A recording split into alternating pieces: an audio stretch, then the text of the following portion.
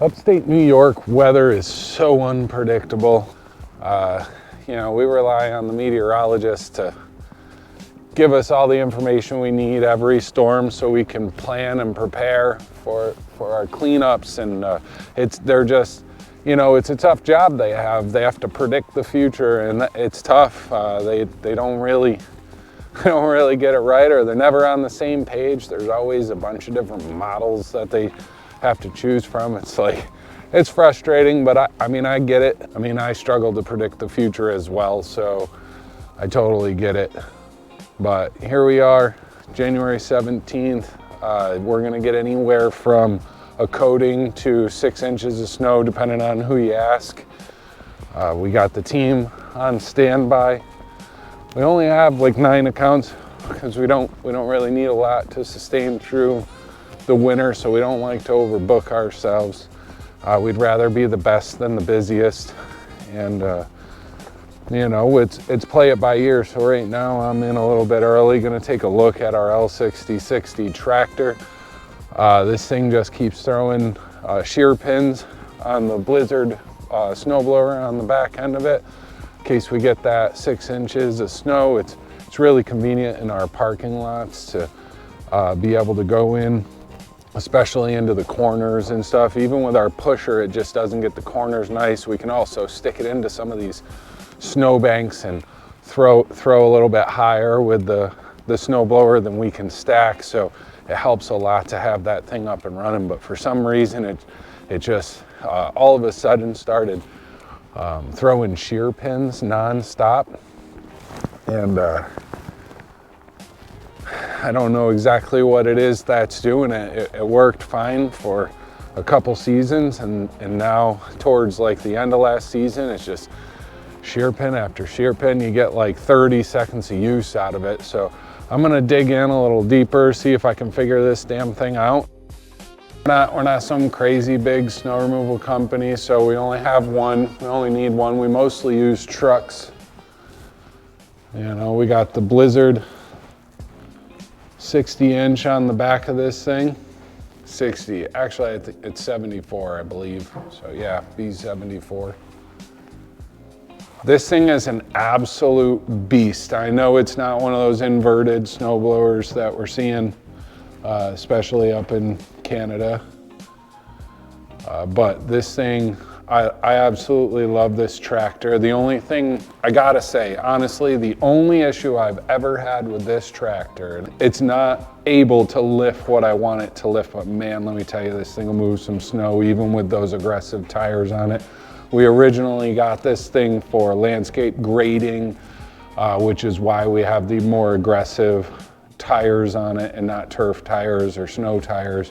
So I know I got the wrong tires, which is why we have this guy, so we can just back in, throw the snow.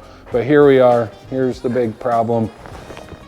We just keep throwing shear pins. I'm not afraid to admit when I don't know something, and I'm even not afraid to admit when I'm proven wrong on things, but this one's got me stumped. It doesn't make sense to me why it was working so well for so long, and now it's just, we can't keep a shear pin to save our lives. 30 seconds and that shear pin is toast. I thought at first maybe we tightened the chain in there too much or something, just a little too much tension. That wasn't it. So honestly, I pay attention to the comments because we don't have many. I don't get too many. Tell me what you think. If you know the answer to this question, Blizzard, any snowblower attachment, if you've run down this road before, let me know what solved this problem for you. So I just got off the phone with one of our vendors, head mechanics, and he seems to think that I definitely shouldn't be having this issue. He knows I barely use that snowblower attachment. He thinks that there's a very strong chance that we were given the wrong shear pins, so he's looking to see if they have the right shear pins right now. So at this point, we're just gonna have to give it a try. Also, taking into consideration that when there's a feature in this thing that most tractors don't have, which is called advanced throttle, so when you keep your throttle at say 1,000 RPMs, just to keep it at a decent idle for you, so you can accelerate somewhat quickly. and you hit that throttle, it's going to increase the RPMs just like a car or a truck would. That feature being on could potentially be another reason that we're throwing these shear pins, because once that PTO is only going about 1,000 RPMs, or well, it's not even going 1,000 RPMs, the engine's going 1,000 RPMs, but that does slow this down at the rear. So once that thing's spinning and then you go and you hit that throttle, there's a really strong chance that because there's this play, if we look in here, there's some play before that actually grabs the gear from the inside of the tractor. So if that is kind of loose and then all of a sudden you give it some direct impact by surging the RPMs up by hitting the throttle, I think that there's a really strong chance that that sends too much torque down here to the shear pin on the outside, and that's what causes it to snap. So I'm waiting to hear back from him. We're gonna find out if he's got any shear pins. I hope so. It'd be super cool to be able to use this thing again. We didn't ever get enough use out of it. So hopefully that's really the cause. We'll take it out of advanced throttle mode.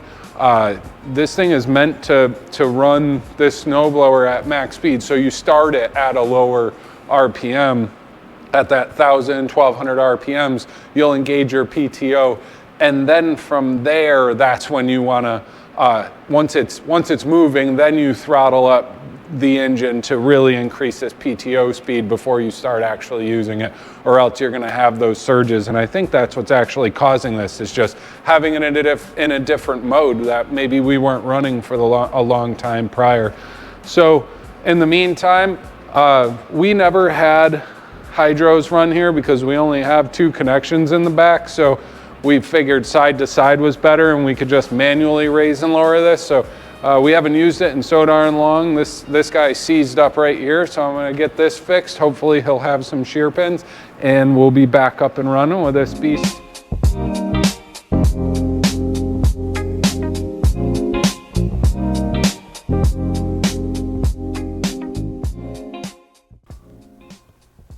Let's call Al and see what we're looking at here. See if he wants to get rolling soon or what.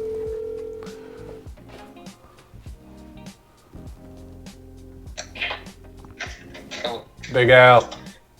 What's up? What is up with you, my friend? Just running up the reach store to get a coffee for me and my wife. Yeah, you got to juice up before we get out there? Yeah, I'm still on the tired side. Yeah, I bet. Staring out the window all night will do that to you.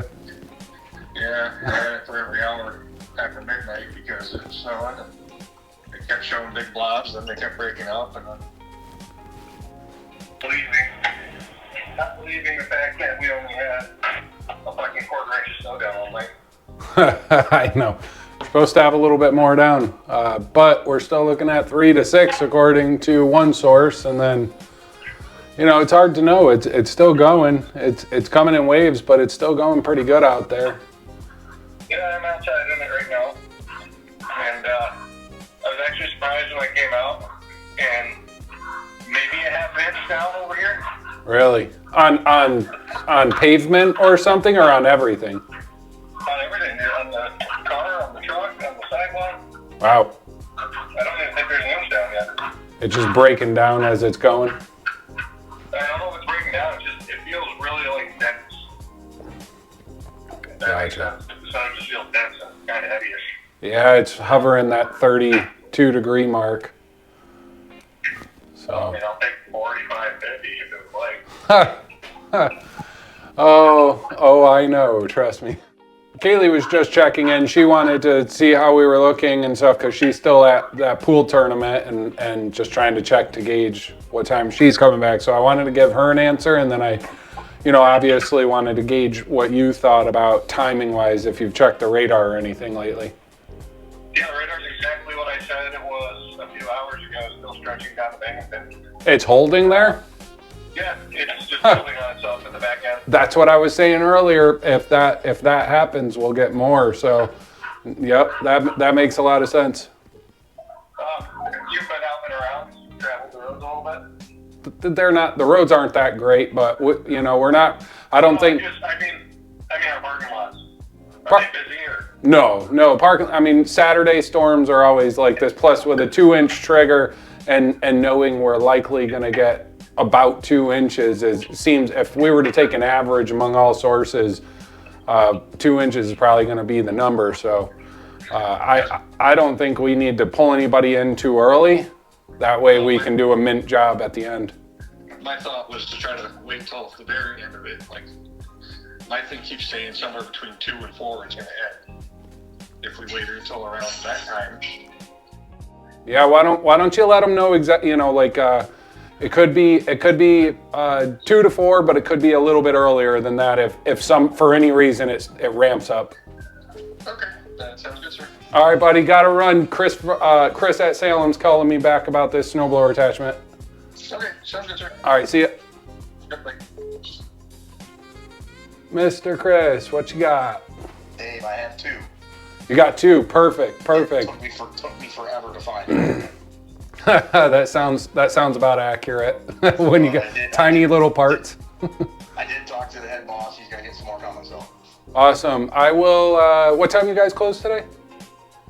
Noon. Okay, then I'll jump in the truck in a couple minutes and head over. You got it. Sounds good. Thanks, Chris. No problem. See ya. Bye. All right, here we go. We got shear pins. We've got a strategy. Everything's ready to rock and roll. It's looking like we're probably going to end up with that 2 to 4 range. I don't see us getting the full 6 inches, but I'm excited to get this snowblower back up and running, and hopefully I'll be able to use it this storm, and it's going to be a fun one.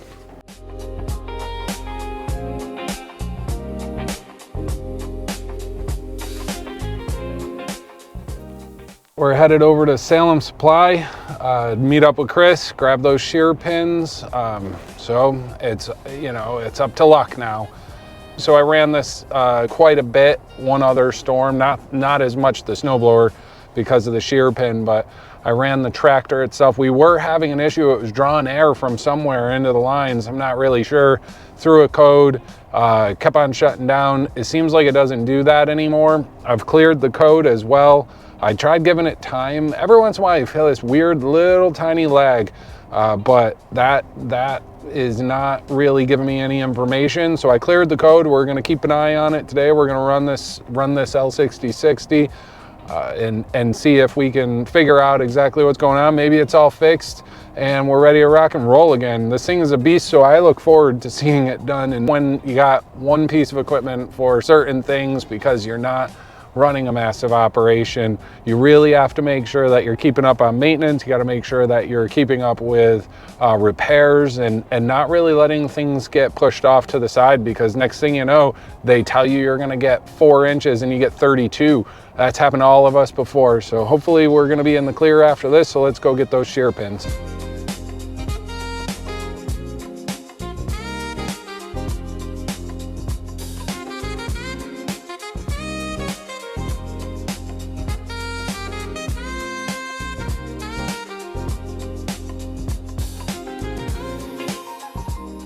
Upstate New York, specifically where we're at. I mean, we're north of Albany.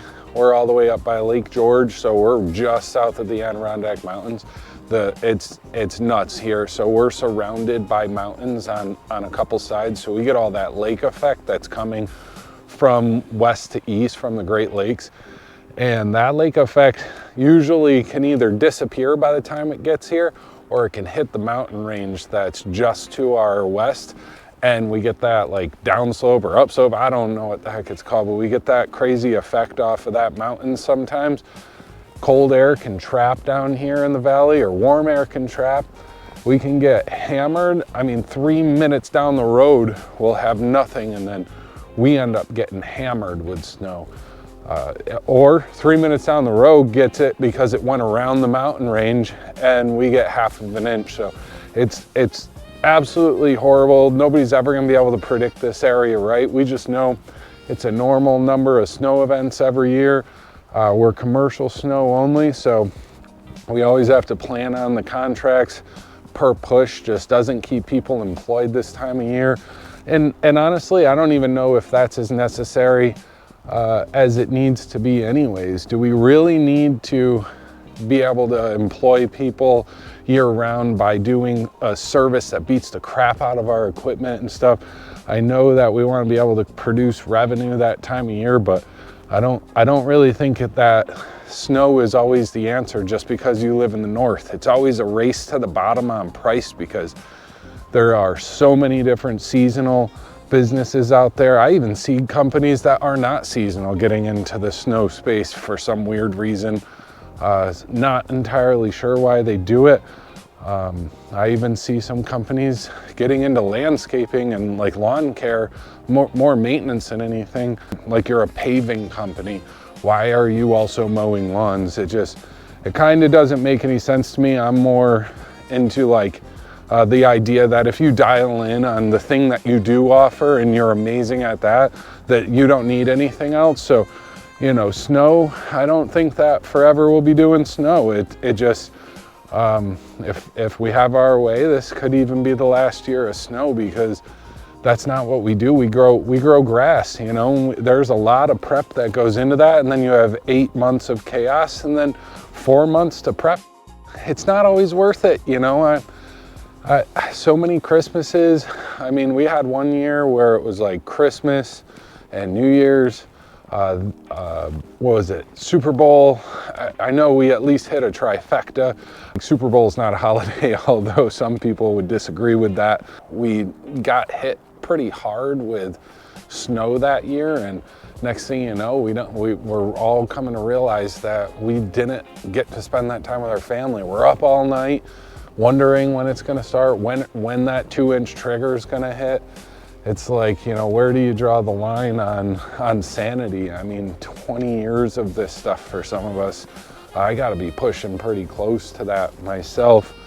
And it's just unpredictable, and I'm a big fan of predictability. I like to know what's going on. I like to be prepared, and you know, weather is already tough enough. I work outside, so weather is always going to be the hardest thing that we really have to deal with. If it wasn't for weather and it was a controlled environment, we wouldn't have all these headaches and stuff. But you know, that's why we have to you know, bring that to the customer. That's why we have to bring that information to our customer, educate them on things. It's not always about us and what we do and how prepared we are and how great, like, our service, our materials, our program, our strategies. It's not always really about that.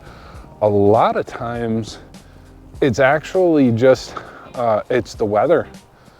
You know, it's super unpredictable. We didn't know last summer we were going to have a drought. Last winter, the New York State ran out of salt pretty much.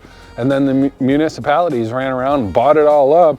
And we sat on like a $5,000 load of salt all summer long that we only needed for like a little bit for one storm, but you have to buy it by the truckload. And that thing normally costs us about $1,800 last year. And then this year, of course, price just jumps, which is weird because we're pulling our salt right from our own state. So you can't blame it on tariffs. Most of our salt is coming from the United States. So why are we paying over 20% more 1 year later for a material? It doesn't make sense. I've had other materials that come from other countries that have gone down. The resources for those materials have gone down. They're manufactured here, but the resources are coming from another country, and all these tariffs are in place and all that, but the price went down. So it's not all really adding up to me. And you know, it's not entirely controllable. We can't control the supply chain. We can only do what we can do. But when you have, you know, people asking for all these snow estimates that they're getting 5 bids, and it's like the second you say bid to me, I'm out. Honestly, I'm out. If you say bid to me, oh, I'm getting 5 estimates, well, then you're price shopping. And I'm not here to do that. We're a results-driven company, so why on earth am I gonna partner up with a business owner, a homeowner, anybody like that who's worried more about price than results? It's not in my nature to do that. We've gone down that road. When we first got started in landscaping in general, it was all about taking on any service we could get. I remember cleaning gutters several times. We were a tree service. I don't think we ever did any pressure washing or anything like that, but it was really just anything we could get. And while that was great in the beginning, it was like, man, I'm really good at all this stuff, but I'm not great at anything, and that doesn't sit well with me. It's not really just about the chaos and staying busy and all that. It's about being great at something. And then it turned into something bigger. I was like, holy crap, we can provide opportunities for people. We can really grow something and dial our services in by reducing our services and just being phenomenal at one specific part of this industry itself. If you are in lawn care, landscaping industry, if you're in this vertical, there are so many different aspects to it. So if you're doing landscaping, like installation, if you're doing irrigation, if you're doing hardscapes, if you're doing lawn treatments, if you're mowing, if you're mulching and things like that, you and snow removal, you add all those in, you're running 5 businesses under one roof. Then add in a nursery, now you're running 6 businesses under one roof. That's cause for chaos. You're asking to suck at all of those things, really. And not actually be like phenomenal at any of them. Maybe the nursery will be great because it's right there, you can see it every day, but you're just asking to suck at pretty much everything you're doing because you're not dialed in on your one thing, which brings me back to like the whole snow thing. Not so sure that that's what we want to do. We could grow a snow company, and that's a headache, of course. And there's people that do it. It can be fun. I do have a blast when I'm out there. As soon as it starts snowing, there's part of me that gets excited. It's weird. It's like I dread it, but I also get super excited to do it. So I do have a blast doing snow removal, but it's just that demand. It's different, and it's not the passion. So why do it? Why put myself in a position to ever not be great at something or something else that's more important to me? Not be great at lawn treatments because I want to focus 4 months a year on snow removal, and I have to scale that with it. So it just doesn't feel right.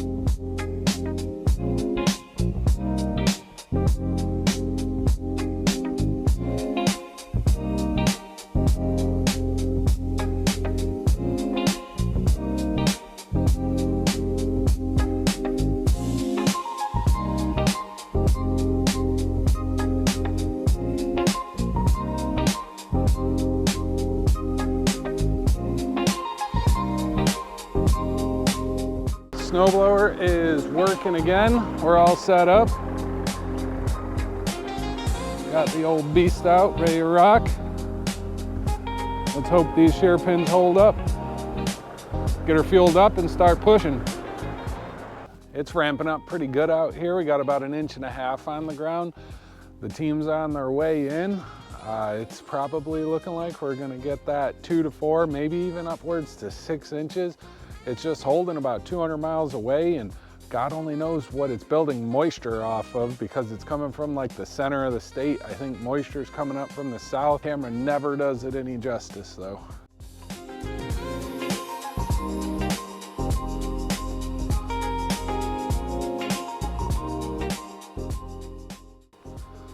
Let's get loaded up and get out of here.